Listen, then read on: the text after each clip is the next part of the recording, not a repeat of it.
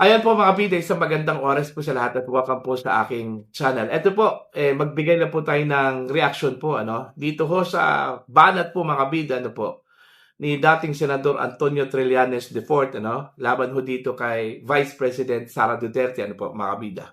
Naging kampanya po ngayon ni Trillanes mga kabida yung paninira po niya kay Vice President Sara Duterte dahil sinabi po niya mga kabida na magigiba daw ang demokrasya kapag uupong pangulo po ito pong si Sara Duterte sa 2028. Tila takot po ito pong si Trillanes po mga kabida na maging pangulo po ito pong si Sara Duterte po.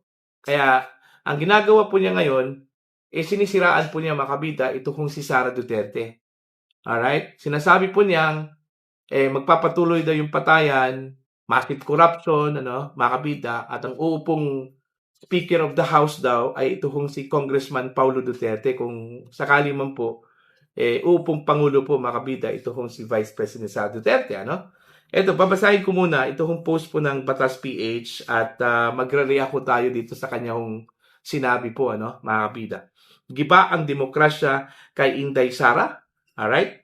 Former Senator Antonio Trillanes IV warned that democracy will be diminished if Vice President Sara Duterte wins the presidency in 2028, adding that the widespread killings and corruption may resurface. Ayan. Ang implikasyon ng Sara Duterte presidency, babalik ang patayan, babalik ang massive corruption, at ang Speaker of the House niyan, for sure, will be Paulo Duterte. Sa 2028, kapag nakabalik ang mga Duterte, gigibain nila ang demokrasya, he said. Ayan. So, naniniwala ho ba kayo na magigiba po ang demokrasya po sa Pilipinas? Kung sakali man po, magiging presidente po ito kung si Sara Duterte, mga kabida?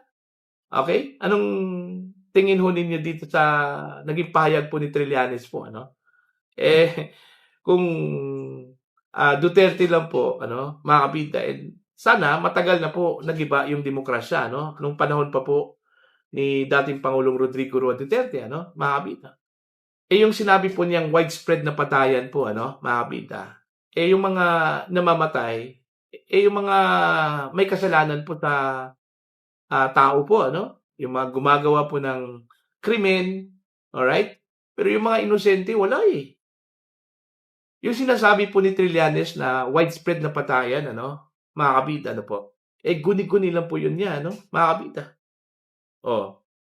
Inihambing po niya yung nangyari po sa panahon po ni dating Pangulong Rodrigo Roa Duterte na sinasabi po nila mga kabida, ito kasi yung kanilang narrative na widespread daw yung patayan.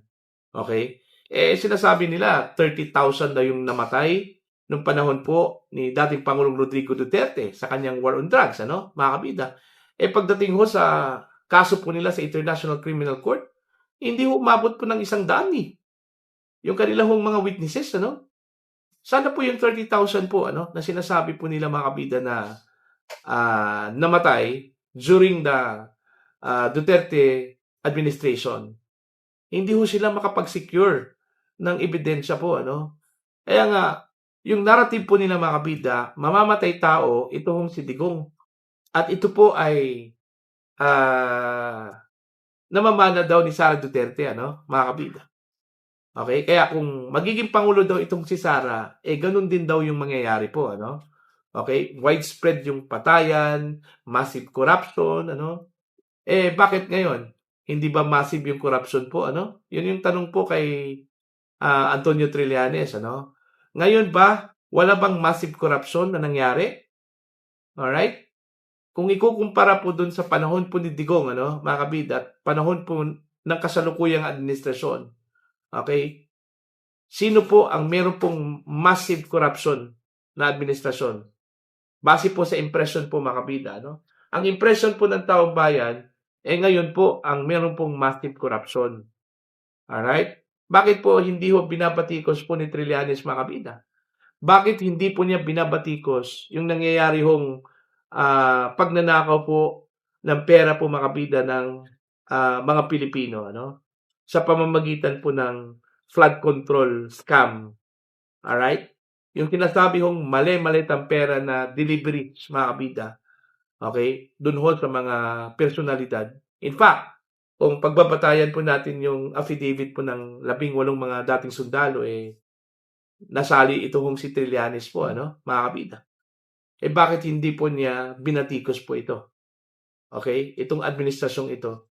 Bakit po puro Duterte? Kasi po, obvious po mga kabida, na ito hong si dating Senador Trillanes, obsessed na obsessed po sa mga Duterte. Okay? Parang hindi ho kumpleto yung kanyang araw, kung wala ho siyang masasabi sa mga Duterte po, mga kabida. Ano ba ang ikinatatakot po, ni Senador Trillanes sa Sara Duterte presidency, mga kabida? Ano ba yung posibilidad na gagawin po ni Sara Duterte po sa kanya? Okay, yun ba yung ikinatatakot po niya, mga kabida, na baka habulin po siya ni Sara Duterte, Okay? Kaya nga sinabi po ni Trillanes na ayaw na po niyang tumakbo, sa anuman pong posisyon sa 2028. Nung nagparinig po siya mga kabida na handa po siyang tumanggap ng posisyon, okay, sa gobyerno, Alright? Appointed na posisyon sa gobyerno. Hanggang ngayon wala pa, Kahit na nagparinig na po ito, mga kabida. Hanggang ngayon wala pa pong appointment na naririnig ho tayo para ho kay Trillanes. Okay? Mismo yung Marcos administration siguro nag-aalangan po, na i-appoint ito hong si Trillanes po mga kabida, po. Okay? So, tingnan po natin. So, itong sinabi po ni Trillanes na magigiba ang demokrasya, guni-guni lang po niya yun, mga kabida, Alright? Nung panahon po ni Digong, malaya po ang Pilipinas, Mas maganda pa nga yung sitwasyon natin noon, kaysa ngayon, po, mga kabida. Okay? Ngayon, meron po tayong krisis. Wala ho tayong nararamdaman na may ginawa po ang gobyerno, mga kabida. See? Ultimo yung pag-address doon ho sa pagtaas ng presyo po ng langis. Wala hong ginagawa po ang gobyerno po, Alright? Yung ayuda para lang po sa mga drivers. Hindi naman po lahat na drivers ang nabibigyan, Alright? Tayo, mga consumers, okay? Mga pasahero po, sa araw-araw po mga kabida, meron bang ginawa ang gobyerno para maibsan po yung nararamdaman natin na bigat, mga kabida?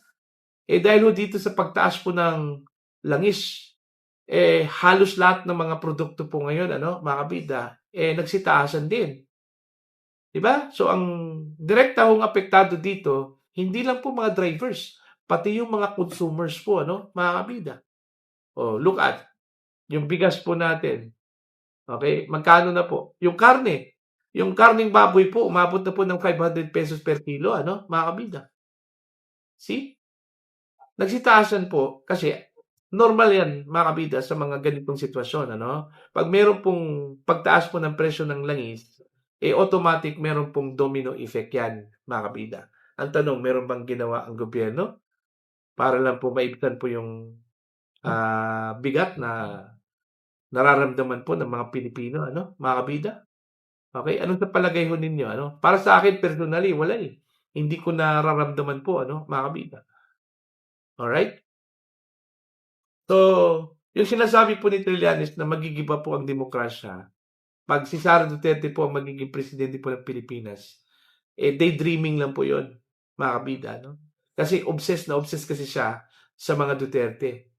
Ayaw ho niyang makabalik po ang mga Duterte sa kapangyarihan, mga kabida. Kasi, pag once mangyayari po yan, mga kabida, wala. Si Trillanes po ay mananatiling tahimik. Mga kabida, Diba? Itong si Trillanes, nag-iingay lang yan kapag patapos na po ang isang administrasyon, mga kabida. O di kaya, hindi pa po nag-umpisa po ang bagong administrasyon. Katulad lang po yung ginagawa po niya ngayon, nag-iingay yan, mga kabida, Kumbaga, yung kanyang campaign ngayon is siraan ito kung si Sara Duterte. Alright? Katulad na lang po yung ginagawa po niya ngayon, sinasabi po niya, na kapag si Sara Duterte ang magiging Pangulo po ng Pilipinas, masisira yung ating demokrasya, no? So, ibig sabihin, ikinakampanya po niya ngayon na kailangan hindi ho dapat umupo bilang Pangulo po ng Pilipinas si Sara Duterte. Kasi masisira po ang demokrasya po natin, ano, mga kabida. Okay? Kung ganun po si Sara Duterte, dapat yung mga taga Davao po, mga kabida, takot na sana, ano? Diring-diri na sana sa mga Duterte, ano po? Wala eh. Mas lalo hong minamahal po ng mga taga Davao po, ano? Ito hong mga Duterte. Dahil maganda yung kanilang pamumuno, ano?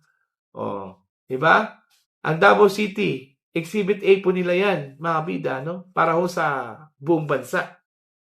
Ang Davao City po, mga kabida, malinaw po na kanila hong ebidensya po, ano? Sa kanilang pamumuno. Walang utang po, kahit 5 duling, ano, mga kabida, ang Davao City. Mayaman po. Ngayon, yung ibang mga lugar po, ano, ibang mga syudad sa ating bansa, nagdeklara na po, ano, ng state of energy emergency din, ano, mga kabida. Ang Davao City, wala eh. Wala. Libre pa nga yung pamasahe po, ano, mga kabida. Diba? Yung iba, may syudad. May mga syudad po, ano, na nagbibigay po ng libreng pamasahe po, ano, para po sa kanilang mga constituents. Pero ano po yung ginamit ng mga sasakyan po, mga kabida? Kung hindi dump truck, police car. Alright? Pero sa Davao City, maganda po yung bus po na ginagamit, ano? High-tech, mga kabida, ano po. Okay? Libre po yan. Okay? Wala hong bayad yan, mga kabida, ano po. See? So, sa Davao City, although meron po tayong crisis po, mga kabida, pero ang pakiramdam po ng taong bayan po dito, parang walang krisis. Okay? Dahil inaalagaan po ng gobyerno, ng local government unit, ang mga Davaoenos. Ganun po mag-alaga at mamuno, ano, ito hong mga Duterte. Kaya yung sinabi po ni Trillanes na magigiba po ang demokrasya, guni-guni lang po yun, mga kabida, no? Huwag ko kayong maniwala po doon. Guni-guni lang po yun. Alright? Para po sa inyo, ano po ang inyong tingin, opinion at pananaw dito sa sinabi po ni Trillanes na kapag si Sara Duterte po maging Pangulo po ng Pilipinas, masisira po ang demokrasya po ng Pilipinas, mga kabida. Please comment down. Sa mga hindi pa po subscriber po sa akin channel, please subscribe. Just click the subscribe button, click the notification bell, click all para updated po kayo, mga kabida, sa aking mga uploads. Maraming salamat po sa inyo lahat.